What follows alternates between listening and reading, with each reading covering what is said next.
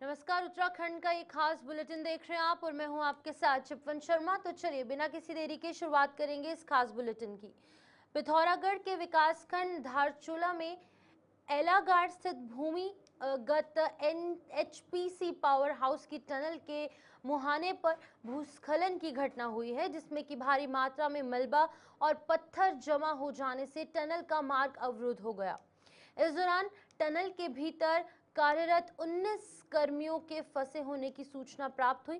पिथौरागढ़ जिलाधिकारी विनोद गोस्वामी ने अवगत करवाया कि जिला प्रशासन और बीआरओ की तत्परता से राहत और बचाव कार्य युद्ध स्तर पर संचालित किया जा रहा है और सुरंग के मुहाने से मलबा हटाया जा रहा है तथा इमरजेंसी जो सॉफ्ट एरिया है उसको भी निरंतर साफ किया जा रहा है।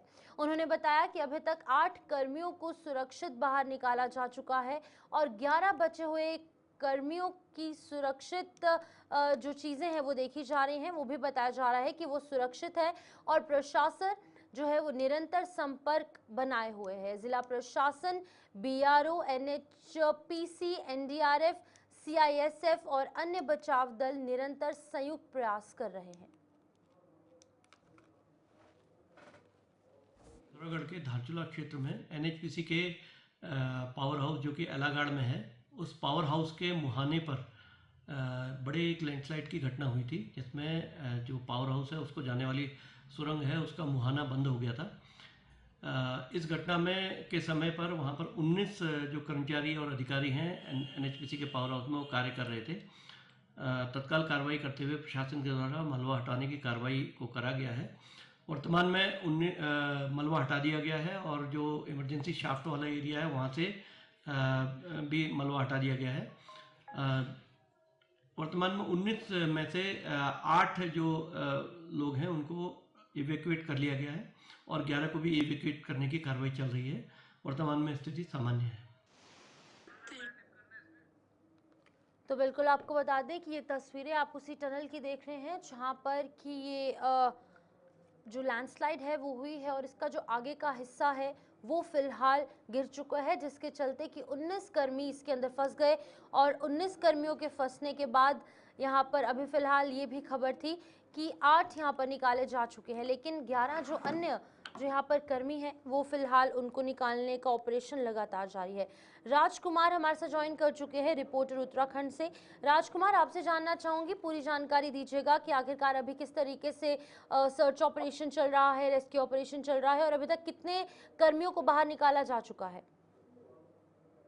बिल्कुल देखिए, लगातार उत्तराखंड में भारी बारिश की अलर्ट जारी है और लगातार बारिश जो है वो प्रदेश में देखने को मिल रही है। लेकिन जो पिथौरागढ़ के एनएचपीसी पावर हाउस में जो घटना हुई, जिसके मुहाने पर जो है भारी बोल्डर्स और मलबा आने की वजह से 19 कर्मी जो है उसमें फंस गए थे, लेकिन 24 घंटे बाद जो है उनको एक बड़ी राहत जो है वो मिल चुकी है। यानी कि जो रेस्क्यू ऑपरेशन है उसको पूरा कंप्लीट कर दिया गया है। 24 घंटे के अंदर जो है अब तमाम जो कर्मी उसमें फंसे हुए थे तो सभी को जो है सुरक्षित जो है वो निकाल लिया गया है। तमाम जो रेस्क्यू टीमें थी अब उन्होंने राहत की सांस ली है। देर रात जो है पूरा रेस्क्यू ऑपरेशन का जो अभियान है वो देर रात तक चला और सफलतापूर्वक जो कार्मिक वहां पर फंसे हुए थे 19 उन लोगों को सुरक्षित निकाल लिया गया है। लेकिन देखिए, लगातार बारिश जो है वो प्रदेश में चल रही है और इस तमाम चीजों को लेते हुए मौसम के जिस तरीके से अलर्ट आया हुआ है तो मुख्यमंत्री पुष्कर सिंह धामी भी तमाम जो आपदाग्रस्त इलाके हैं उसमें मॉनिटरिंग कर रहे हैं। पल पल की रिपोर्ट जो है तमाम आला अधिकारियों से वो ले रहे हैं और इसके साथ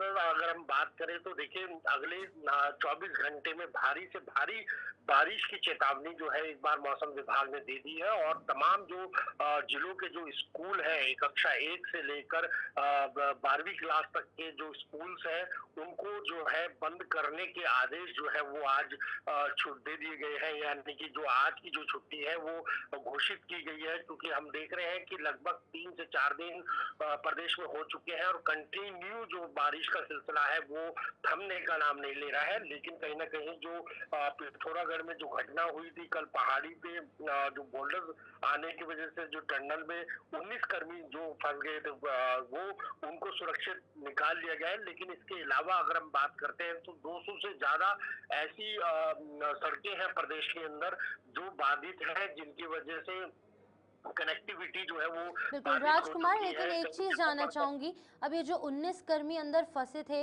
इन्हें निकाल तो लिया गया है, लेकिन जाहिर तौर पर कुछ हल्की फुल्की चोटें आई होंगी या फिर एक मानसिक तौर पर एक तनाव उनके दिमाग में अभी भी होगा। हालांकि बहुत जल्दी इन्हें निकाल लिया गया, लेकिन पहले भी सिलकाया टनल के अंदर देखिएगा कितने दिन तक लोग फंसे रहे थे। अब वो चीज का डर कहीं ना कहीं इन्हें भी सता रहा होगा, लेकिन अब बाहर निकाल दिया गया है, तो कितनी बड़ी राहत की सांस और कितनी बड़ी उपलब्धि ये टीम्स के लिए और सरकार के लिए है।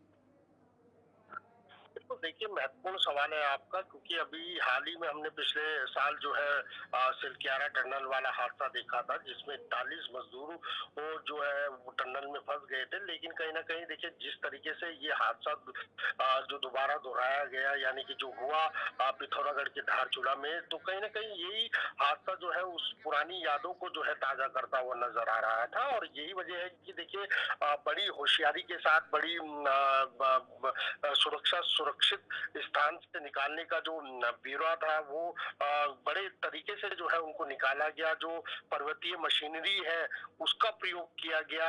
CISF के जो जवान थे उन्होंने इस पूरे मिशन को जो है वो कंप्लीट किया। इसके साथ स्थानीय पुलिस, NDRF के जवान थे, SDRF के जवान थे। देखिए, दुर्घटना और बड़ी हो सकती थी, क्योंकि हमने हाल ही में इस तरह का हादसा देखा है। तो कहीं ना कहीं जो हमारे यहाँ रेस्क्यू टीमें हैं, चाहे वो NDRF हो, SDRF हो या और भी दलों की, जो आपातकालीन स्थिति में हर संभव मदद के लिए हर प्रयास कर सकती है। तो इन तमाम चीजों का एक्सपीरियंस मुझे लगता है कि उत्तराखंड के जो ये जवान है इनको मिल चुका है। और यही वजह है कि जो 19 कर्मी यहाँ पर फंसे थे, तो उनको सुरक्षित किस तरीके से निकालना था, तो ये एक बड़ा सवाल था। और इसको लेकर के मुझे लगता है कि अगर ये हादसा किसी और प्रदेश में इस तरह का होता तो शायद इनको निकालना बड़ा संभव असंभव हो जाता, और या फिर बहुत लेट बाद इनको निकालना होता। लेकिन फिर भी 24 घंटे के भीतर 19 कर्मियों को जो है वो सुरक्षित निकाल लिया गया है। ठीक है, बहुत बहुत शुक्रिया। राजकुमार वरिष्ठ पत्रकार हैं, हमारे साथ उत्तराखंड से ज्वाइन किया था।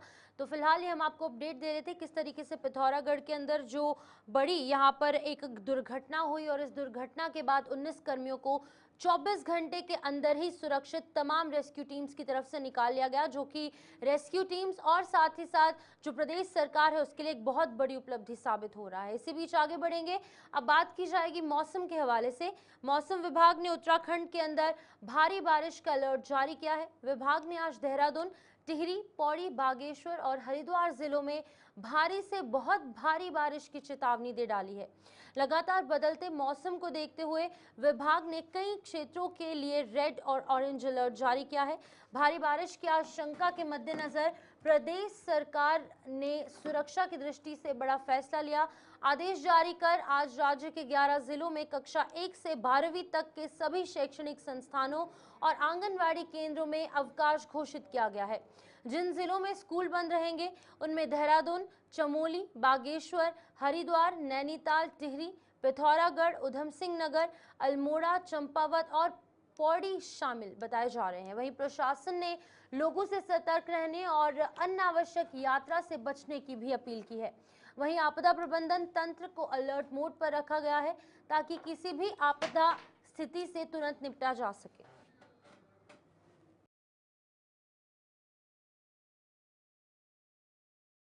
वहीं मुख्यमंत्री पुष्कर सिंह धामी ने मौसम विभाग द्वारा अगले कुछ दिनों के लिए प्रदेश के अधिकांश जनपदों के लिए रेड अलर्ट जारी किया है, और जारी रेड अलर्ट तथा ऑरेंज अलर्ट को देखते हुए शासन तथा जनपद स्तरीय अधिकारियों को अतिरिक्त सावधानी बरतने तथा 2400 घंटे यानी कि 24/7 अलर्ट पर रहने के निर्देश दिए हैं।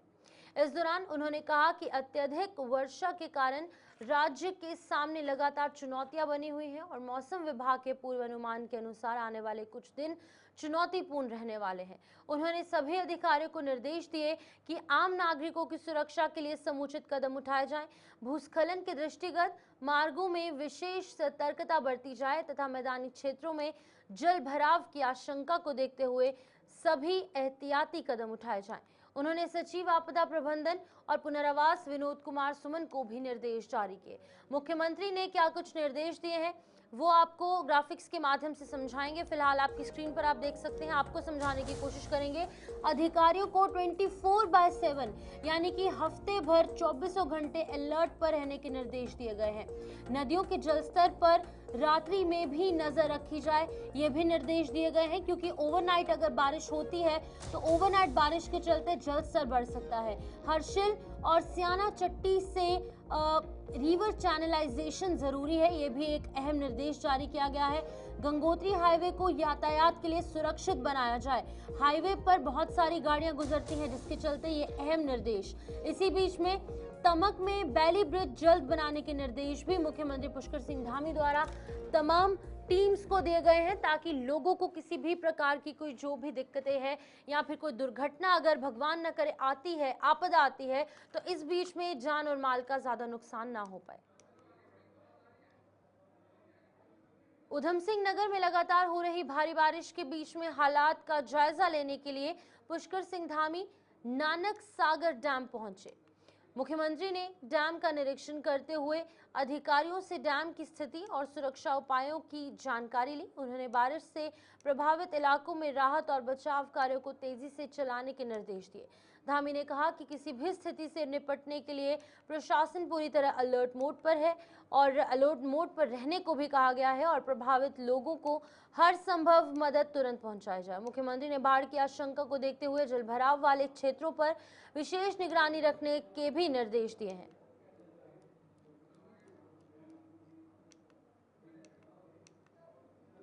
वहीं खटीमा में लगातार हो रही बारिश के कारण नगर और आसपास के ग्रामीण क्षेत्रों में जलभराव की गंभीर समस्या उत्पन्न हो गई है।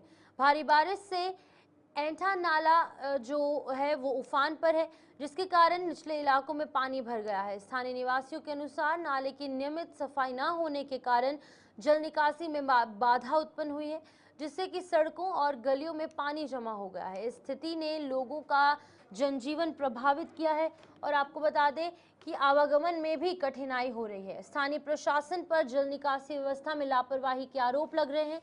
निवासियों ने मांग की है कि नाले की सफाई और जलभराव की समस्या के समाधान के लिए तत्काल कदम उठाए जाएं।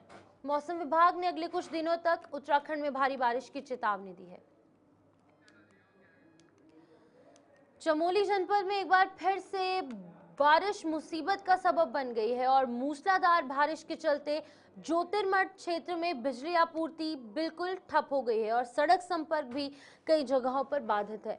जहां देर रात से विद्युत आपूर्ति ठप है, वहीं सीमांत नीति घाटी में हुई मूसलाधार बारिश से सुराही थोटा के आगे तमक नाले में आए उफान के चलते मलारी राष्ट्रीय राजमार्ग पर तमक पुल बह गया है, जिसके चलते कि मलारी नीति घाटी सहित सुराही थोटा के आगे धौली गंगा घाटी के दर्जनों गांव प्रभावित हुए हैं। इधर देर रात से जनपद में हो रही मूसलाधार बारिश के चलते सीमांत विकास खंड ज्योतिर्मठ के विद्युत आपूर्ति ठप हो गई।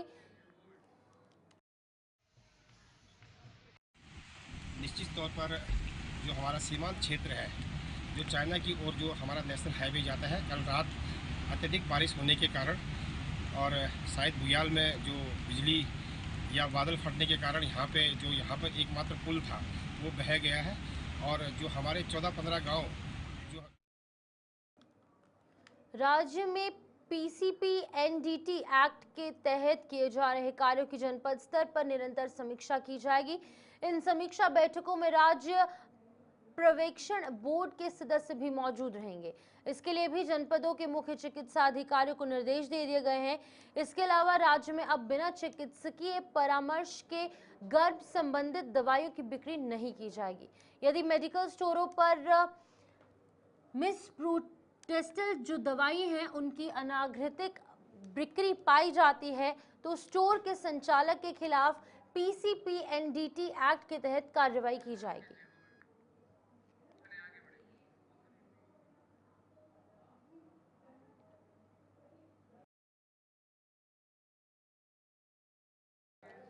देश भर में एक राष्ट्र एक चुनाव को लेकर बहस तेज हो चुकी है। केंद्र और राज्य भाजपा सरकारें इस मुद्दे पर पूरी तरीके से एकमत है।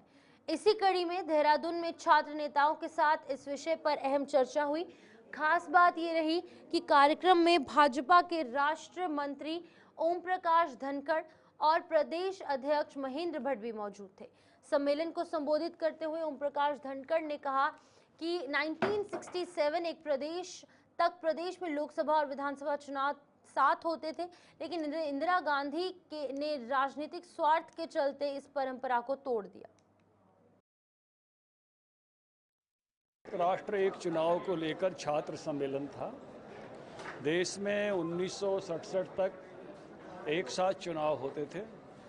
इस क्रम को तोड़ने का काम 2 बार श्रीमती इंदिरा गांधी ने अपने स्वार्थ से किया। 67 की बजाय 72 में चुनाव होना था, 71 में चुनाव कराया अपने वर्चस्व के लिए, और फिर 71 के बाद 76 में चुनाव होना चाहिए था। देश में आपातकाल थोप कर और चुनाव 77 में कराया, और तब से 58 सालों से देश के चुनाव का क्रम बिगड़ा हुआ है। एक साथ चुनाव का खर्च आता है, इकाई पकड़ू 4.5 लाख कि हमारे जीडीपी में 1.69 लाख करोड़ का लगती है। बहुत सारे कार्य दिवस बचेंगे, जो है 101 वर्किंग पॉपुलेशन हमारी जो इनकम है वो 1600 है जीडीपी, जो आय बांटेंगे 144 करोड़ में तो 624 रुपए, लेकिन कोई आदमी कमाता है वर्किंग पॉपुलेशन तो देश में जो है 2,18,000। छात्र नेताओं का एक बड़ा सम्मेलन था, जहाँ पिथौरागढ़ जनपद के, चमोली जनपद का, अभी तक के छात्र संघों में जिन्होंने प्रतिनिधित्व किया, वो वर्तमान में पूर्व में भी, ऐसे सब लोग एक जागरण का काम किया है। एक राष्ट्र एक चुनाव के जागरण का भाव है। युवा हर आंदोलन का प्रेरक होता है, और मैं कह सकता हूँ आज की भाजपा विधायकों का मुख्यमंत्री से मिलने का सिलसिला चल रहा है, जिससे कि प्रदेश ने एक बार फिर कैबिनेट विस्तार की चर्चाएं तेज हो गई हैं। संभावना ये है कि पितृपक्ष के बाद कैबिनेट विस्तार हो जाएगा, लेकिन इस बीच पूर्व मुख्यमंत्री हरीश रावत कैबिनेट विस्तार को लेकर चुटकी लेते नजर आ रहे हैं। हरीश रावत का कहना है कि मुख्यमंत्री एक कुशल राजनीतिज्ञ है। वो जानते हैं कि जैसे ही अंगूर का गुच्छा दावेदारों के मुंह में गिराया तो वो सरकार की जड़ें खोदने में लग जाएंगे, फिर स्थिरता सरकार की खत्म हो जाएगी।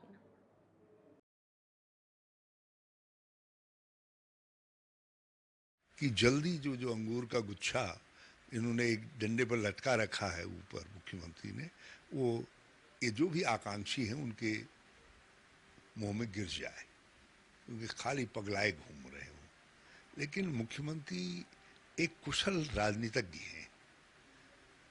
वो जानते हैं कि जैसे ही मैंने अंगूर का गुच्छा इनके मुंह में गिराया तो ये फिर सरकार की जड़ें खोदने पर लग जाएंगे और फिर स्थिरता सरकार की खत्म हो जाएगी।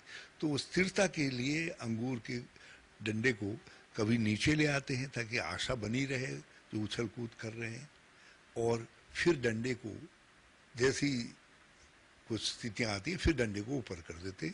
इस बार भी क्योंकि संगठन के पद पर वेट फॉर सम टाइम, और अब उनको मालूम है कि बहुत सारे लोग मुख्यमंत्री पद के लिए भी फुदक रहे, फुद्दू हो रही है, तो उनको ये उनके खतरे को भी देखना है और इन आकांक्षियों के कारण जो अस्थिरता पैदा हो सकती है उस खतरे को भी टालना है।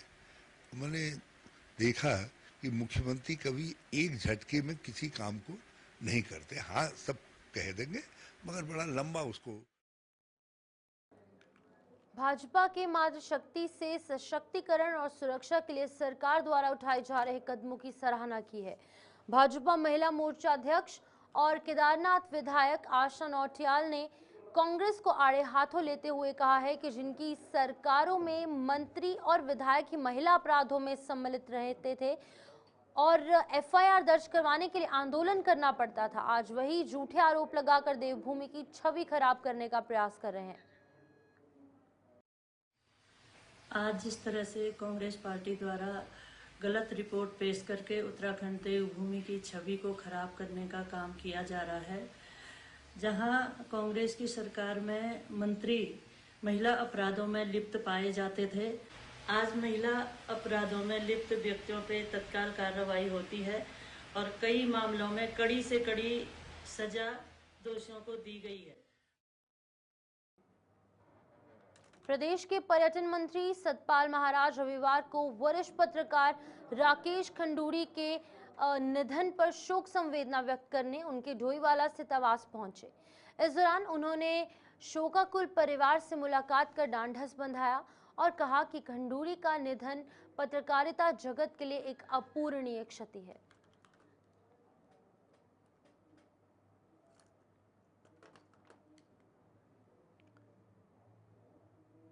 समुद्र तल से 12,074 फीट की ऊंचाई पर स्थित तृतीय केदार के नाम से विख्यात श्री तुंगनाथ मंदिर के संरक्षण और जीर्णोद्धार रख रखाव के लिए श्री बद्रीनाथ केदारनाथ मंदिर समिति ने प्रयास तेज कर दिए हैं।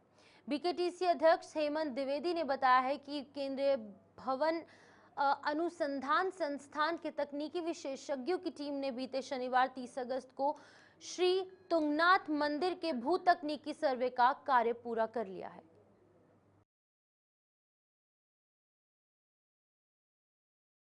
वहीं रायवाला थाना क्षेत्र अंतर्गत छिद्रवाला के अंदर ताला तोड़कर दुकान पर हुई चोरी का पुलिस ने खुलासा कर दिया है। चोरी करने के आरोप में पुलिस ने एक युवक को गिरफ्तार किया, जबकि चोरी में शामिल एक नाबालिग को पुलिस ने अपने संरक्षण में ले लिया। आरोपियों से पुलिस पूछताछ कर रही है।